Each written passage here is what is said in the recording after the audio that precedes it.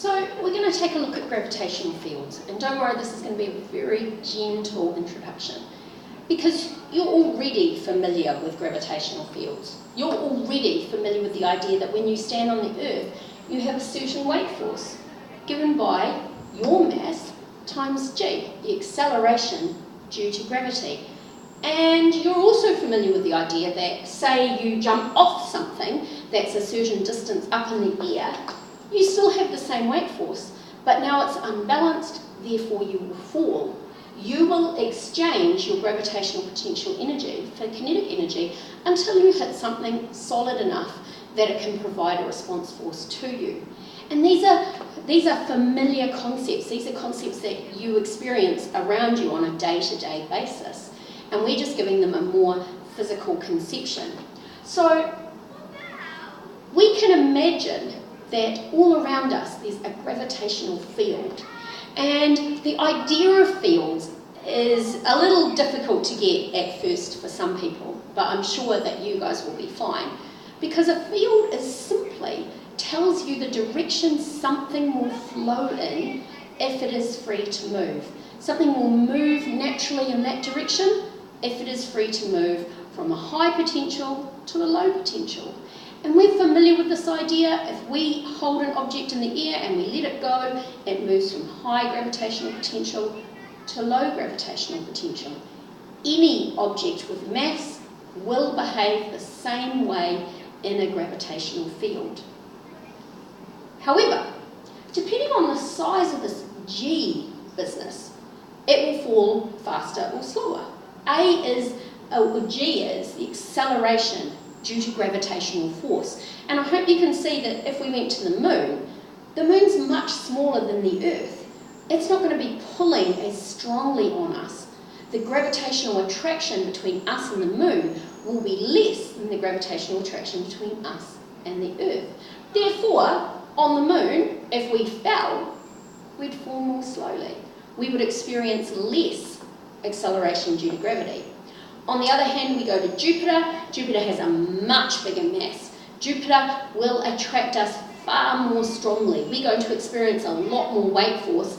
Therefore, our G value is going to be much, much bigger on Jupiter than it is on Earth. And we can do a little bit of mathematics about that by recognising that our weight force is mg. Okay? Our mass times the acceleration we get because of gravity. Now, here comes the mathematical trickery. We know that any force due to gravity is equal to the gravitational constant, the big mass, the little mass, and r squared, how far away the masses are from one another. Now, we're pretty tiny compared to the Earth. Therefore, r squared is the distance from the centre of the Earth to us. We're so tiny compared to the Earth that our combined centre of mass is the centre of the Earth. So r squared is just the distance from the centre of the Earth to us. We found G before. We know about G. We look it up in our table of constants. We know about the mass of the large object.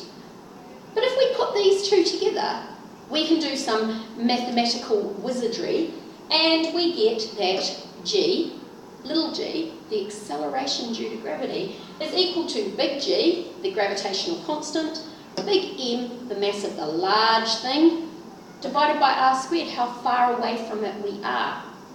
And we can see that if we were on the moon, this big M would be smaller. So even if r is smaller, because the moon's not as big, even if r is smaller, gravity is going to be less. Okay, if the moon's half as big as the Earth, it's not going to be exactly half as big because of this r squared value on the bottom, but it's still going to be less. And we can work that out if we want to. If we know big G, because we look it up in our universal constants, if we know big M, because we work it out or because it's given to us, and we know r squared, we can work out what G is. And we can predict how things will behave in that field. How fast will things fall? Now, that's pretty straightforward. This is where it gets a little bit more interesting. And if you look at this first diagram here that I've drawn, you'll see I've drawn the Earth and I've drawn these orange lines around it. And that's the same field.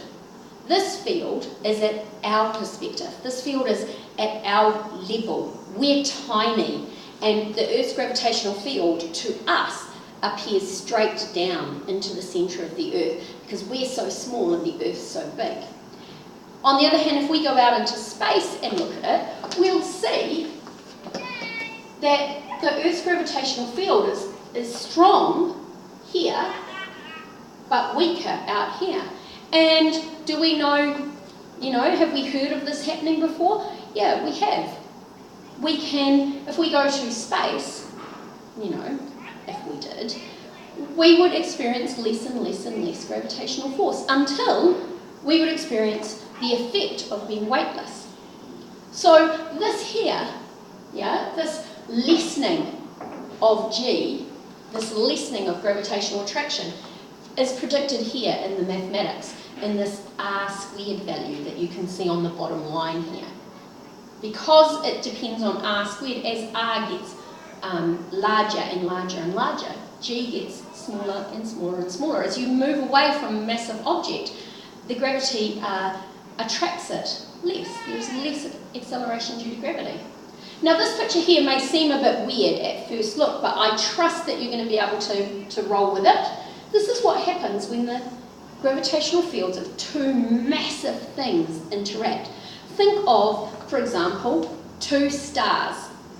So the sun and another sun orbiting one another. Okay, they're close enough together that their gravitational fields attract, or interact, maybe is a better word than attract. They are close enough together that they orbit one another. And in fact, we have a very close by star system that acts in this exact same way. So we can imagine that if we drew the gravitational field around it, we would get a pattern like this. And that's going to predict how things behave in that gravitational field. And I hope that without me drawing it, you can see that if I took this one and I made it very, very, very, very tiny compared to this one, it would be, even though these gravitational fields still interact with each other, this one's so small that its effect is negligible compared to the larger one. So small that we barely notice it. And that's how we experience the gravitational attraction between us and the Earth. Okay, I hope this has been a good introduction. Don't stress out about it too much. We're going to do a little bit of work on it in class, and then we'll revisit it later in the year.